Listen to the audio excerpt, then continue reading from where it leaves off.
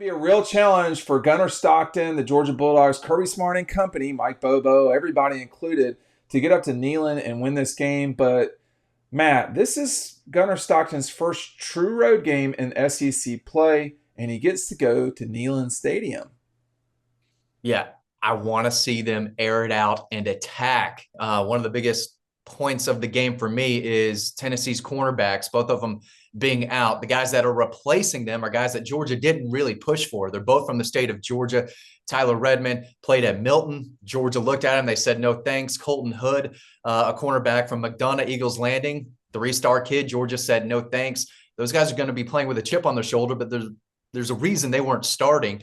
I think if you're Gunnar Stockton, Mike Bobo, you have to attack down the field, something we haven't seen so far this year. Yes, the screen game is going to be there, the short passing game, that's an extension of the run game, as Kirby tells us all the time. But eventually, you've got to strike fast. I expect them to come out, and play hard, play fast, but they've got to push the ball down the field.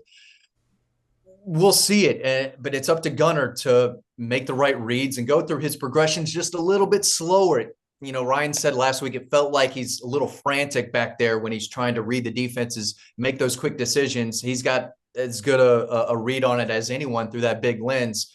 He's got to just play a little more calm, big road environment. But even if you get a pass interference, we see this every game we watch. You're trying to attack. You're trying to go vertical down the field. Even if it's an incomplete pass, these young cornerbacks are probably not going to be in the best position to make a play. You'll take an easy 15-yard penalty down the field. If that's what helps, if that's what you need, you got to at least try it. So if you complete it down the field, that's great. A flag is great. We just need to see more of them attempting to go down the field. But got to see more explosion in the run game and in the pass game. I'm looking for them to at least attempt more of that, Ryan, this weekend.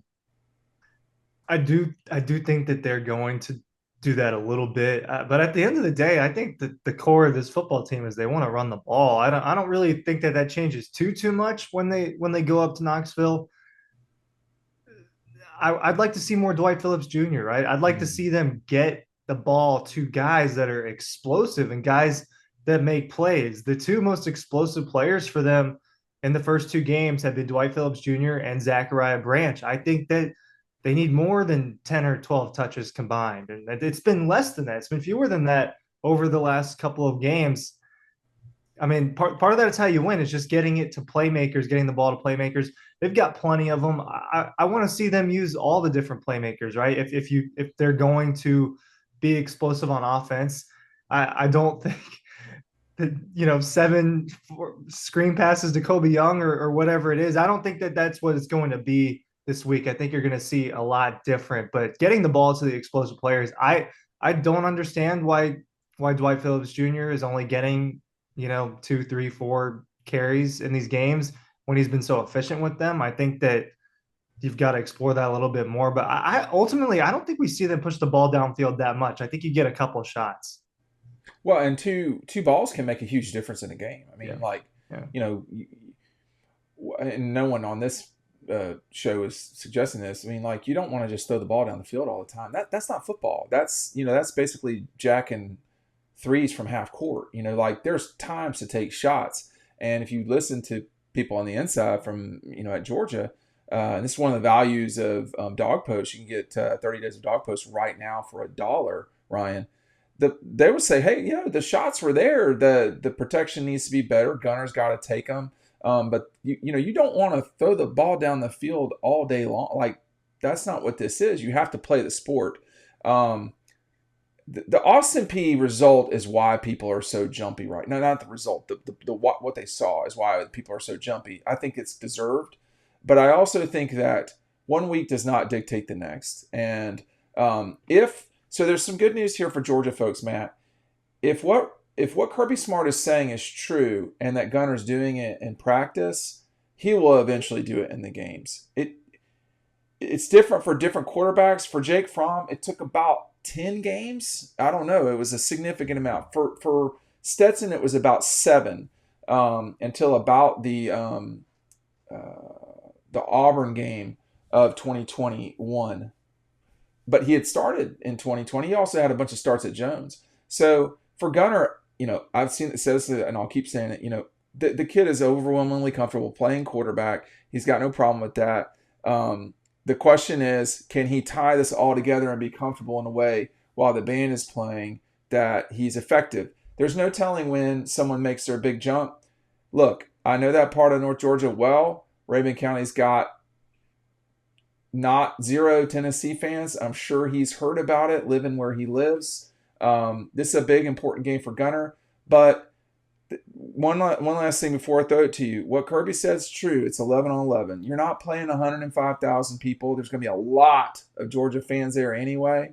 So you just got to play what's on the field in front of you. The good news about Neyland is it's so loud that it kind of, when you can't hear, you can't hear. So you're just going to have to go out there and play. And it's time for Gunner to do it. It's time for Dylan Bell to step up too. It is time for certain guys to get going. I don't think that Gunner has had a bad start to the season, Matt, but Dylan Bell has, and it's time to get going. And if I've forgotten some, Nate Frazier, Dylan Bell, I guess the tight ends. The good news is, it's not like those guys are hurt. They can go out there and make plays. Yeah, Dylan Bell crushed Tennessee 2 years ago up there, and so did Mike Bobo. That was one of the better called games I thought he had all year long in 2023. But you got a different quarterback now, and one who is obviously different from Carson Beck as far as the talent standpoint goes and the way he plays. But Gunner Stockton can absolutely do this. I just want him to be more aggressive maybe in this game. If I'm Tennessee, I'm saying, hey, we're going to make sure that Georgia really has to work for those yards on the ground. We're going to stack the box. We're going to make Gunner Stockton throw the ball on us, and we're going to make him try to challenge us vertically. But I think with the two corners being out and all the weapons that he has on the outside, I do think that's a big advantage for Georgia.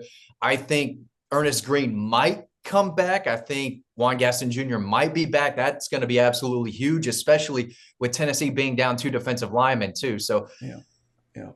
I think it just you got to be efficient. You have to be safe with the football. Obviously, you don't want to turn it over, but I do want to see them be a little more aggressive down the field, especially when they're missing their 2 starting cornerbacks. So they obviously need to run the ball. Yes, Dwight Phillips Jr. has to be involved. Speed matters. I don't know if they have a guy in the secondary who can run with Zachariah Branch or chase down Dwight Phillips in the open field. So just use your weapons, play efficiently, but I want to see some creativity from Mike Bobo as well. It's definitely something that we saw 2 years ago up in Neyland Stadium. Quiet that crowd. It can be loud. It can also be really quiet. Yes. Teams have gone up there and won before. Georgia obviously has. And I'll say this quickly before I throw it to Ryan. I don't know if they'll ever say it, but Kirby Smart and Mike Bobo, they love beating Tennessee. It's not a rivalry. They take pride in beating Tennessee. They hate those people. That team, that program, right? So this is a big game for them. I think it's big for Mike. I think it's big for Stacey Searles to get that offensive line playing well. So there's a lot up in the air. Georgia, the players and the coaches have to get it together, be on the same page. If they do, I think they can come out with a win. Yeah, 2 years ago, it was one of Mike Bobo's best games, and they had a trick play where I think it was 23 wouldn't have been Kenny McIntosh, but a running back threw it to Marcus Rosemy-Jackson in the end zone. It was Dylan Bell. It was Dylan Bell, and they had Dylan Bell. They used him in all sorts of different ways.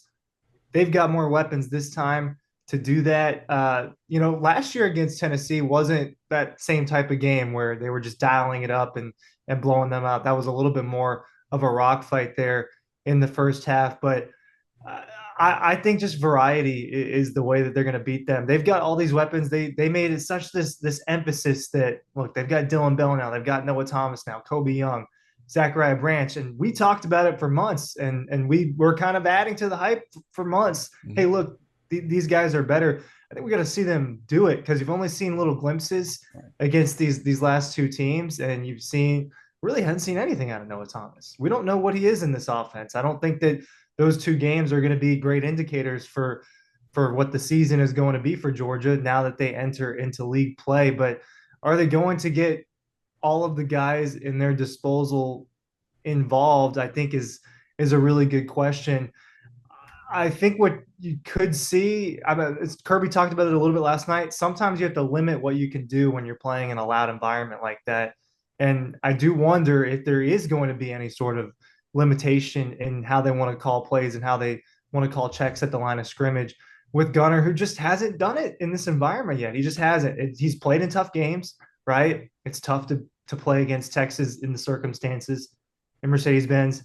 It's tough to do that Sugar Bowl against Notre Dame, but this is different. This is the whole crowd is against you, and it is going to be more hostile. So I do wonder if that is going to limit what they're able to do. Look, man, it's a very winnable game. It's a game Georgia probably should win. This is the toughest back-to-back for Georgia. You've got Tennessee week off, then Alabama. This sort of 5-game stretch, y'all, of Tennessee, Bama, Kentucky, Auburn, and Ole Miss. You need to win as many of those games as you can. They probably should win all those games. It's challenging. So, you got Kentucky at home, got Alabama, you got Auburn and Tennessee on the road, and then an Ole Miss team that's probably not as good as they were last year, but they're still dangerous enough. Go and grab this win, and that means that Gunnar Stockton's going to have to play well. He's not played bad. I'm not aware of a time that he's been the quarterback at Georgia that he's played bad. I'm aware of times that they've not scored 50 points when he's been the quarterback, which is every time he's been the quarterback. So I think you take the shots, Matt. People are watching Austin P. They're looking at the line. Those two things didn't go the way people wanted. And people are doing what they do, which is they're freaking out. Georgia gets to go up there on Saturday. They get the opportunity to get a top 15 road win against a team that, I don't know that they're going to be in the playoff, but I'm not certain that they won't. So this is a really big opportunity for Georgia. It's a challenge, but it's an opportunity for sure. Yeah, just a couple quick hitters. The theme for Georgia, Tennessee over the past several years has been Tennessee scoring first and Georgia coming back, and a Georgia quarterback rushing for a touchdown. Whether it's Jake Fromm, Stetson Bennett, Carson Beck last year, just how it goes. The Georgia quarterback finds a way to get in the end zone at least once, sometimes twice. But we'll see if those themes continue. But it wouldn't surprise me if Georgia got down a touchdown, it always happens. Then they make those adjustments, both on offense and defense, and they get it going. But it's going to be tough. I think Georgia's going to have to play maybe their B+ or more game if they want to come out. If they go up there, turn the ball over, and they're not efficient, they can absolutely lose. It's going to come down to the players, Ryan, the individual players doing their job, beating the guy in front of them. There's going to be plays where it's up in the air, which players are going to make it for their team. Whoever does it the most, I think, is going to help their team come out victorious. And I just think overall Georgia's more talented. They're better. And they should get the job done, but it's not going to be easy. They're going to have to really earn it. Yeah, that's interesting. You're talking about all the quarterbacks running the ball. That's an element that we didn't really see last week against I blanked on who they played last week. But 100%. Against Marshall in the season opener, that was a big part of it, right? And Gunner's legs in the red zone, and he runs for 72 yards. He gets the 2 red zone touchdowns, and they completely go away from that against Austin P last week. I think we're going to learn a lot about how important his legs really are to this offense in an environment like that, in a situation where they're playing a more talented team. How much can Gunner's legs save them in bad situations? He did a really good job of that against Marshall. He did it a couple times in the form of scrambling against Austin P. But I think that against Texas, you saw that was part of obviously it wasn't the game plan to have Gunner in there, but you saw, look, Gunner's legs are important to what we're going to do while he's out there. That's what you saw against Marshall. So in half of the games he's played, it's been a big part of their offense. I think it'll be really telling on Saturday if that's a big element of it when they go on the road and got to play tougher competition. Hey, a lot's on the line for the Dogs and Vols on Saturday. We'll see you after the game on Riding Home. Thanks for watching.